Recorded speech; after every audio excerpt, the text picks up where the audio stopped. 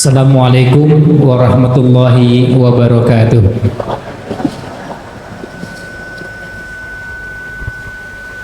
Innal hamdalillah nahmaduhu wa nasta'inuhu wa nastaghfiruh wa na'udzu billahi min syururi anfusina wa min sayyiati a'malina.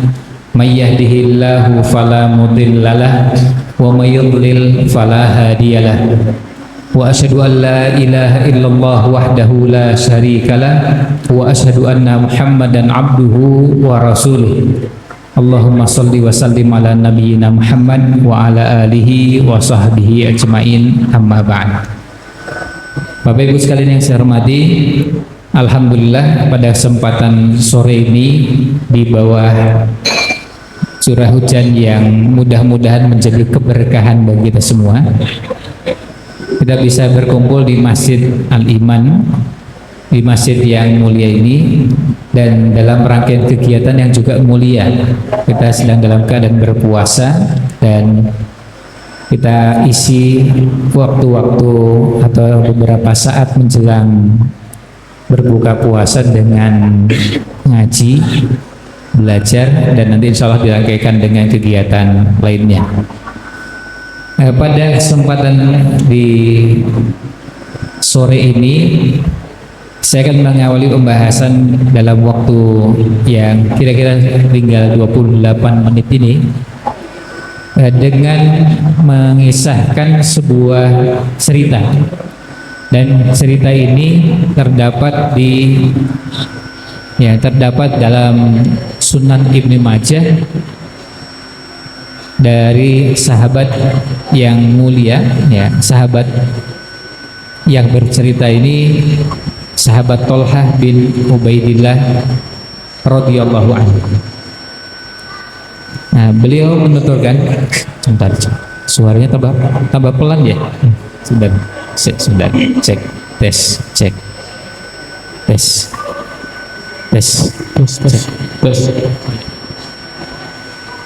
Oke, ya, hari ini lebih jelas ya. Alhamdulillah. Saya lihat dari senyumnya ibu-ibu, jadi bisa terlihat bahwa ini memang lebih jelas daripada yang sebelumnya. Ceritanya sahabat Thalhah ini menuturkan bahwa ada dua orang dari Bali. Bali ini kabilah di Yaman, datang menemui Rasulullah Shallallahu Alaihi Wasallam, kemudian menyatakan masuk Islam. Nah, setelah menyampaikan masuk Islam, lalu yang satu ternyata lebih sungguh-sungguh menjalankan Islam dari yang lain, sampai ketika ada kesempatan berjihad dan sampai berperang, yang pertama ini sampai akhirnya mati syahid, berjihad dan sampai akhirnya mati syahid. Untuk memudahkan kita sebut saja yang pertama ini A, gitu ya. Sementara yang kedua masih hidup setahun kemudian dan wafatnya biasa, bukan mati syahid, sampai akhirnya dua-duanya wafat. Setelah dua-duanya wafat, kemudian sahabat Thalhah bercerita bahwa beliau sempat mimpi. Dalam mimpinya tersebut, sahabat Thalhah menceritakan, ketika saya berada di depan pintu surga, sedang antri di depan pintu surga, saya melihat dua orang ini, A dan B tadi, yang berasal dari Bali. Bali bukan Pulau Dewata ya di Indonesia, tapi Bali dari Yaman. Nah, kemudian ketika dua orang ini sudah ada di depan pintu surga, lalu ada malaikat yang mempersilahkan masuk ke dalam surga. Ternyata yang dipersilahkan masuk surga duluan yang B, yang wafatnya belakangan, wafatnya biasa. Sementara A masuk surganya setelah itu. Setelah dua-duanya masuk surga, lalu giliran sahabat Thalhah. Nah, sahabat Thalhah ketika didatangi oleh malaikat, ternyata sahabat Thalhah tidak dipersilahkan masuk surga. Sahabat Tolha malah diberi informasi, diminta pulang. Irji' fa innaka lam ya'ni laka ba'du. Pulanglah karena belum saatnya Anda masuk surga. Akhirnya sahabat Tolha bangun. Nah, ketika bangun, kemudian sahabat Tolha bercerita, dan itu tidurnya malam. Pagi waktu subuh bertemu dengan para sahabat, lalu cerita mimpinya. Kemudian disampaikan kepada sahabat-sahabatnya yang lain, ada kejadian yang disaksikan dalam mimpi tersebut. Dalam mimpi tersebut disampaikan bahwa beliau menyaksikan peristiwa tadi. Sampai akhirnya ketika selesai diceritakan, para sahabat yang lain yang mendengar cerita itu heran. Kok yang masuk surga duluan bukan yang mati syahid, tapi yang wafatnya belakangan dan meninggalnya biasa. Nah, akhirnya dikonsultasikan kepada Nabi Muhammad SAW, dan jawaban beliau ada dua. Kenapa yang B masuk surga duluan?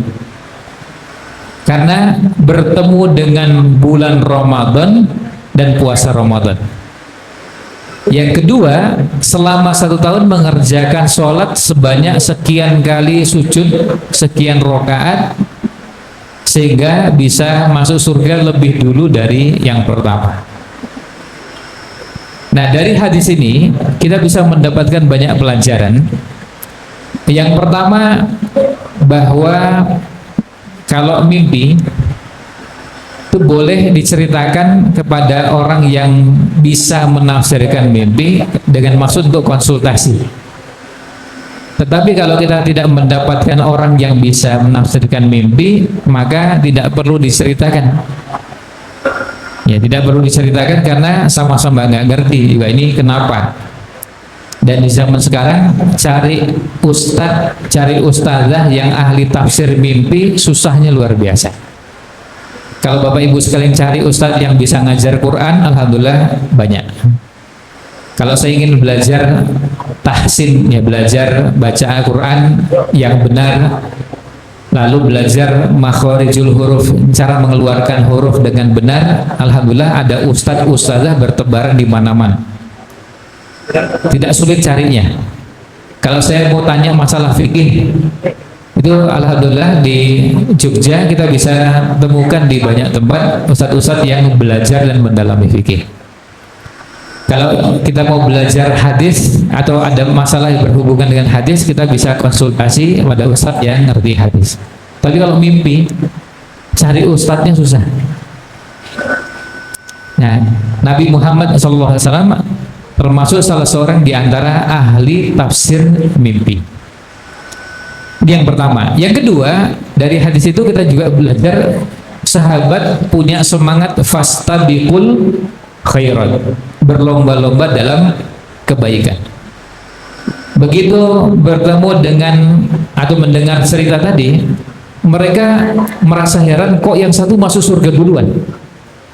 Jadi semangat fastabiqul khairat itu artinya semangat berlomba-lomba, bersegera mengerjakan kebaikan.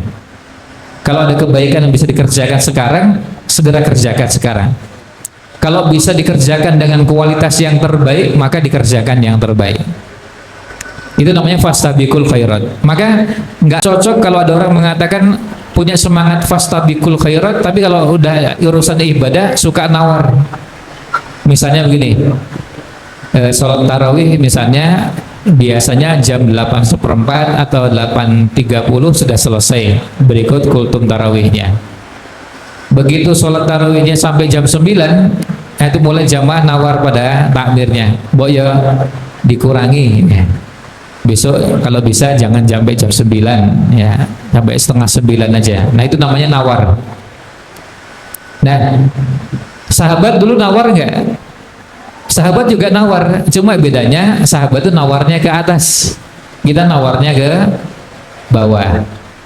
Jadi ketika di malam 25 Ramadan, Nabi Muhammad SAW sholat bersama para sahabat mulai ba'da isya sampai tengah malam, kira-kira sampai jam 11 lewat 15 menit atau 11 lewat 20 menit. Bayangkan sudah sholat sampai begitu lama dan panjang, sahabat ternyata nawar, tapi nawarnya ke atas. Mereka mengatakan, ya Rasulullah, lau naffaltana baqiyata lailatina hadhihi. Wahai Rasulullah, seandainya Anda berkenan sholat lagi dengan sisa malam yang tersedia. Jadi mereka nawar minta tambah, bukan minta dikurangi. Nah itu nawarnya sahabat. Pernah juga ada sahabat yang nawar puasa di luar Ramadan. Ada sahabat Abdullah bin Ibnu Amr radhiyallahu anhuma, begitu nyampaikan kepada Nabi Muhammad SAW, ya Rasulullah, saya ini masih muda, saya ini bisa puasa, kira-kira puasa apa yang Anda sarankan? Lalu jawab, puasa 3 hari tiap bulan. Lalu beliau nawar, ada lagi gak yang di atasnya? Nah itu namanya nawar. Lalu sampaikan, kalau gitu puasa Senin Kemis. Kalau Senin Kemis sebulan kan kira-kira 8 hari. Kalau tadi cuma 3, naik ke atas 8 hari. Ternyata masih tawar lagi. Ada lagi gak yang di atasnya? Disampaikan puasa Daud, sehari berpuasa, sehari berbuka. Nah ini model sahabat yang suka nawar. Tapi nawarnya nawar ke atas. Kalau di kita sekarang nawarnya ke bawah. Jadi kalau imamnya panjang ya diusulkan, kalau bisa dicarikan yang lain yang bisa lebih pendek. Nah kemudian yang ketiga, Bapak Ibu sekalian, dalam hadis tersebut juga kita dapatkan pelajaran bahwa ternyata orang bertemu dengan Ramadan, bertemu dengan satu Ramadan selisih dari yang lain, bisa masuk surga lebih dulu daripada yang tidak bertemu dengan Ramadan. Maka ini menjadi pelajaran berharga bagi kita, Bapak Ibu sekalian. Sekarang kita sudah berada sudah masuk setengah yang kedua dari Ramadan. Setengah pertama Ramadan sudah terlewati, tinggal setengahnya, bahkan sudah berkurang, nggak sampai setengah. Nah tinggal kita manfaatkan sisa Ramadan yang ada ini, mau kita isi dengan apa? Nah kita berharap mudah-mudahan dengan sisa Ramadan yang ada bukan tambah malas, tambah nggak bersemangat, justru tambah bersemangat. Nah siapa tahu di penghujung Ramadan yang ada ini kita bisa memanfaatkan waktu yang ada untuk beberapa amal soleh yang masih bisa kita kerjakan. Nah Bapak Ibu sekalian, kira-kira amal apa yang masih bisa kita kerjakan di sisa waktu yang ada ini? Nah, kalau kita melihat yang tersisa ini masih menyisakan beberapa peluang amal. Tentu yang namanya puasa sudah pasti, kemudian kalau sholat 5 waktu sudah pasti, sehingga tidak perlu disebutkan. Nah, amal apa lagi yang lain yang bisa dikerjakan? Yang masih bisa dikerjakan, yang pertama, karena bulan Ramadan adalah bulan turunnya Al-Quran, syahru Ramadan alladzi unzila fihi Al-Quran, maka sebisa mungkin luangkan waktu untuk Al-Quran, berapapun yang bisa kita luangkan, semakin banyak semakin baik. Nah untuk Quran itu maksudnya begini Bapak Ibu sekalian, ada 2 model. Yang pertama, ada yang banyak baca Qurannya, banyak baca Qurannya, sehingga dalam sehari bisa baca dalam jumlah yang sangat banyak. Ini model yang pertama. Yang kedua, ada yang baca Qurannya tidak banyak tapi tadabburnya banyak. Misalnya begini, ketemu ayat yang ayatnya nggak banyak yang dibaca tapi direnungkan. Kita baca Al-Fatihah, Alhamdulillahirabbil alamin, dimulai dari Bismillahirrahmanirrahim. Itu bedanya Ar-Rahman dengan Ar-Rahim apa ya? Itu namanya tadabbur, merenungkan. Oh, Ar-Rahman itu kasih sayang Allah kepada orang-orang beriman dan juga orang-orang yang tidak beriman. Kasih sayang yang Allah berikan kepada semua makhluk. Sementara Ar-Rahim, kasih sayang Allah khusus untuk orang yang beriman. Kemudian segala puji kok hanya milik Allah. Bukankah kita juga suka dapat pujian, senang dipuji oleh orang? Ternyata ayat itu menegaskan bahwa yang paling berhak mendapatkan pujian adalah Allah. Meskipun kita kadang-kadang senang dipuji hanya karena orang tidak tahu kelemahan dan kekurangan kita. Lalu kita misalnya hafal ayat kursi. Nah, ayat kursinya dipelajari, direnungkan. Allahu la ilaha illa huwal hayyul qayyum. Allah itu adalah zat yang maha hidup, yang hidupnya sempurna dan tidak bergantung kepada yang lain. Bentuk sempurnanya kehidupan Allah itu apa? La ta'khudhuhu sinatu wala naum. Allah tidak pernah ngalami yang namanya ngantuk, apalagi tidur. Kita ini dalam sehari, kemarin hari ini itu sudah ngantuk berapa kali? Dari sejak tadi bangun subuh, sebelum subuh kita sahur sampai sekarang sudah ngantuk berapa kali? Dan sudah tidur berapa kali? Itu untuk menunjukkan bahwa kita makhluk, kita ini manusia dengan semua kekurangannya. Karena nggak sanggup kita dari sejak sebelum subuh sampai hari ini melek terus dan nggak ngantuk sama sekali, itu berat. Ya, tidur sebentar nggak apa-apa, itu wajar dan normal, itu tandanya masih manusia. Sekaligus untuk menunjukkan bahwa kita tidak layak menyandang sifat yang hanya dimiliki oleh Allah Subhanahu wa Ta'ala. Nah, itu contoh mentadaburi ayat kursi. Jadi Allah nggak pernah ngalami yang namanya ngantuk, apalagi tidur. Kita ini bolak-balik ngantuk, bolak-balik tidur. Nah, cuma begini Bapak Ibu sekalian, manusia yang hebat, manusia yang mendekati sempurna atau manusia yang sempurna adalah manusia yang sedikit tidurnya. Tapi manusia yang banyak kelemahannya adalah yang sedikit-sedikit tidur. Jadi kata sedikitnya diulang 2 kali. Jadi sedikit tidurnya itu manusia yang sempurna. Kalau yang sedikit-sedikit tidur itu manusia yang banyak kekurangannya atau tidak sempurna. Dikit-dikit ngantuk itu menunjukkan tidak sempurna. Tapi kalau sedikit ngantuknya itu manusia yang hebat. Maka kita belajar untuk memanfaatkan Ramadan kita ini dengan Al-Quran, meskipun kadang-kadang kita mengalami yang namanya ngantuk. Jadi bagi yang tidak banyak membacanya, coba manfaatkan untuk merenungkan. Dan Bapak Ibu sekalian gak usah mikir, lah saya merenungkan surat apa, yang dihafal aja. Hafal Al-Fatihah, renungkan Al-Fatihah. Kemudian saya hafal Al-Ikhlas, Qul huwallahu ahad, coba direnungkan Qul huwallahu ahad. Allah itu hanya satu, dan nama Allah itu nama diri yang tidak bisa diterjemahkan. Maka tidak bisa diterjemahkan ke dalam bahasa apapun, bahasa Indonesia, bahasa Jawa, bahasa Sunda, bahasa Inggris. Allah ya tetap Allah, tidak bisa diterjemahkan. Sama seperti kalau kita menyebut nama Kulon Progo, bahasa Indonesia Kulon Progo apa? Bahasa Indonesianya Kulon Progo ya Kulon Progo, ya, bukan Barat Progo gitu ya. Kalau bahasa Inggrisnya Kulon Progo, West Prog gitu ya. Oh enggak, tetap namanya Kulon Progo. Bahasa Arabnya Kulon Progo ya tetap Kulon Progo, tidak diubah, tidak jadi berubah jadi namanya Gharb Progo, ya.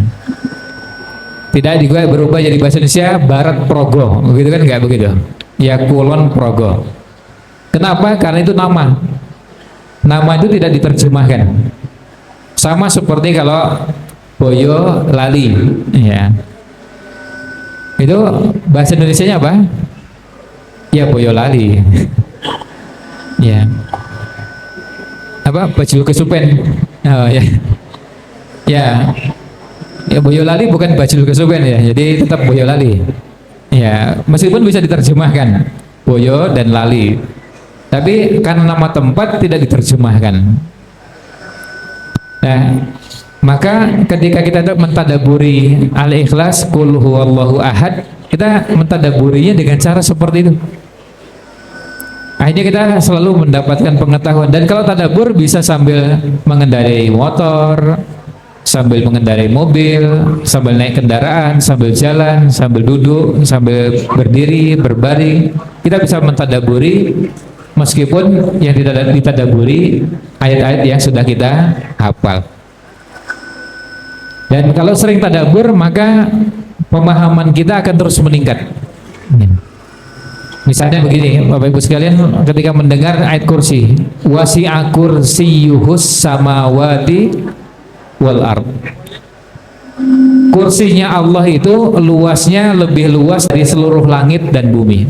Langit itu 7, bumi itu 7. Jadi bayangkan kalau bumi yang luasnya seperti ini dikali 7, langit yang luasnya begitu ya sangat luas, atmosfer dan seterusnya, lalu dikali 7, bayangkan ketika kursinya Allah lebih luas dari seluruh langit yang 7 tadi dan seluruh bumi yang juga 7. Itu kursinya Allah subhanahu wa ta'ala.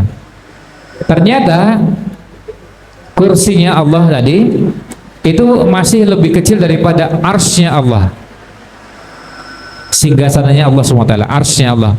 Nah, itu bagian dari cara mentadaburi Al-Quran. Jadi monggo surat apapun yang dibaca coba direnungkan, ditadaburi. Mau kita mengucapkan apa saja itu bisa kita tadaburi sampai akhirnya, kalau tadi kursi Allah luasnya lebih luas dari langit dan bumi, arsy-nya Allah lebih luas daripada kursi, maka Allah lebih besar dari itu semua. Itulah makna Allahu Akbar. Jadi bisa dibayangkan Allah SWT besarnya lebih besar dari semua itu, dari langit, dari bumi, langit yang 7, bumi yang 7, kursi, arsy Allah lebih besar dari itu semua. Nah, ini yang pertama. Yang kedua, di bulan Ramadan selain Quran, dan kalau ada yang sudah punya program tadarus Quran silahkan monggo diteruskan. Yang kedua, di 10 hari terakhir kita punya kesempatan untuk mengejar Lailatul Qadar.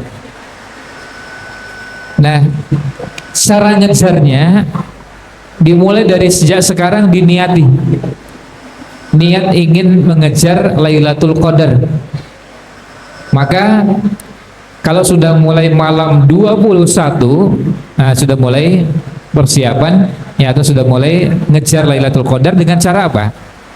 Kalimatnya cuma sederhana, Lailatul Qadri khairum min alfi syahr. Lailatul Qadar lebih baik daripada 1000 bulan. Maksudnya apa? Kalau Bapak Ibu sekalian pada malam tersebut baca Quran Bapak Ibu sekalian lebih baik daripada baca Quran di 1000 malam.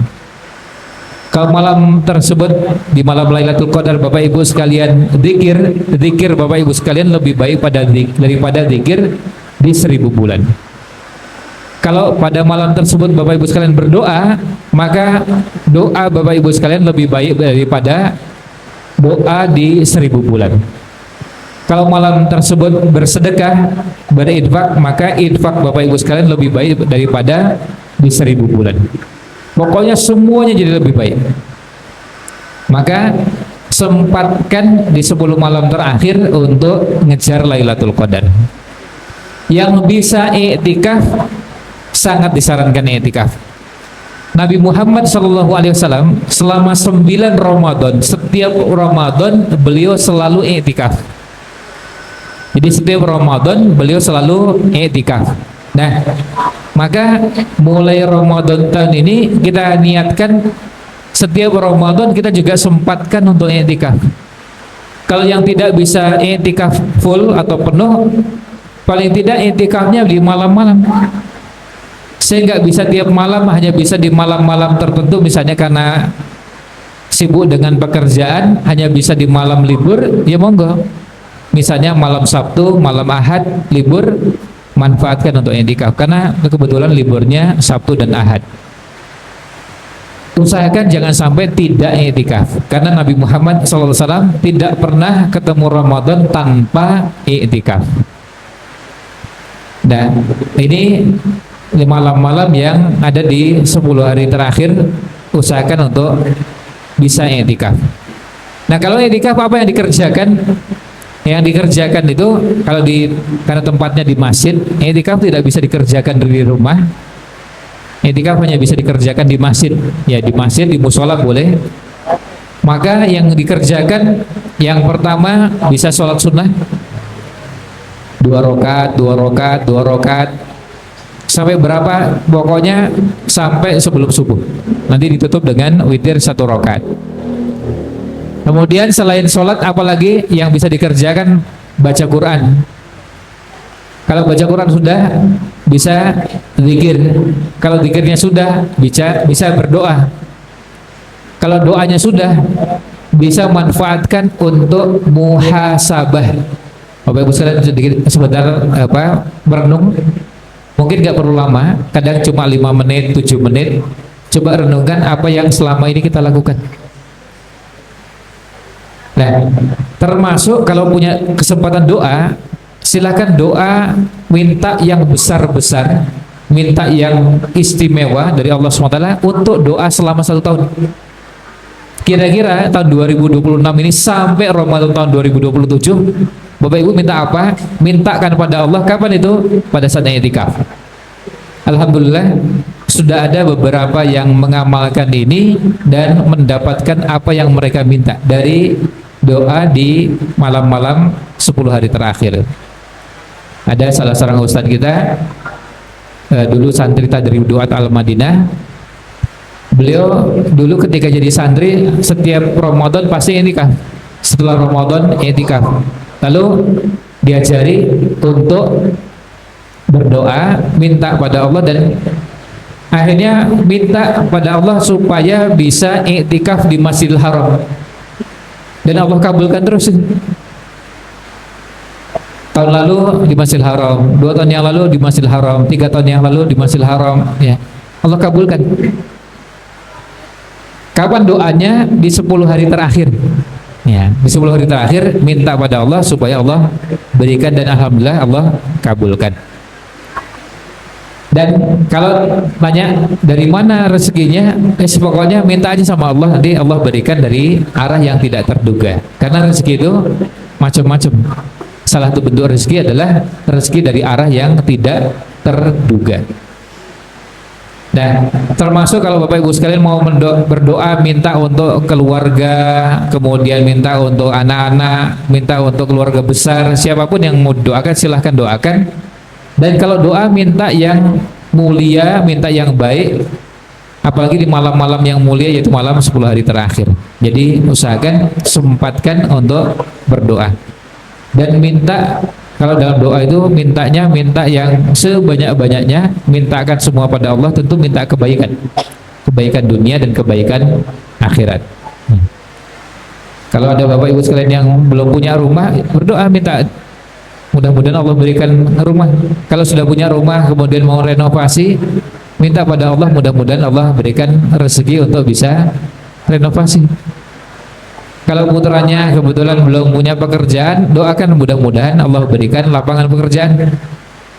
Kalau putrinya sudah waktunya menikah belum punya pasangan, doakan mudah-mudahan segera mendapatkan jodoh. Dan tapi kalau berdoa, tolong doanya dipersiapkan. Jangan sampai doanya yang keliru. Ini karena ada ibu-ibu yang berdoa untuk putrinya begini doanya. Mudah-mudahan nanti saya dapat menantu untuk putri saya, suami untuk putri saya yang punya pekerjaan tetap. Ya, kalimatnya keliru, pekerjaan tetap, sehingga penghasilannya tetap. Ya, punya pekerjaan tetap, penghasilan tetap, ya.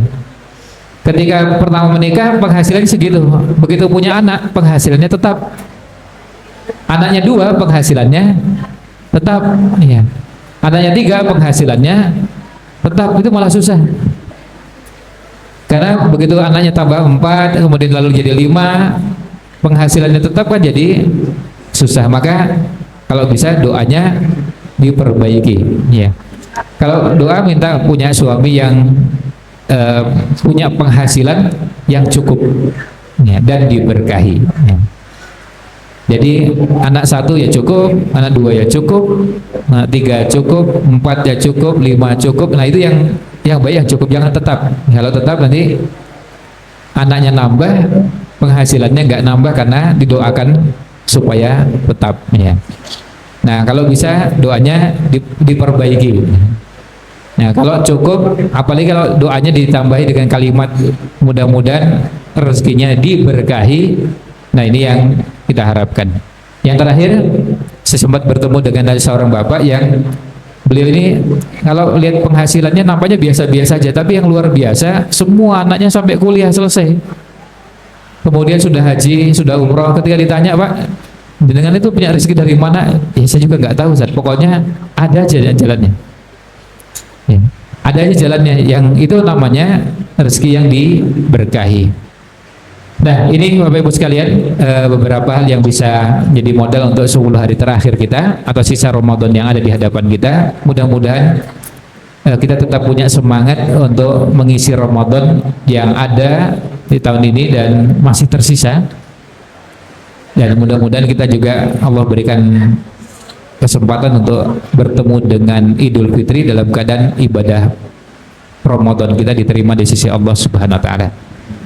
Demikian, mudah-mudahan ada manfaatnya. Mohon maaf jika kurang berkenan. Subhanakallahumma wa bihamdik, asyhadu an la ilaha illa anta, astaghfiruka wa atubu ilaik. Assalamualaikum warahmatullahi wabarakatuh.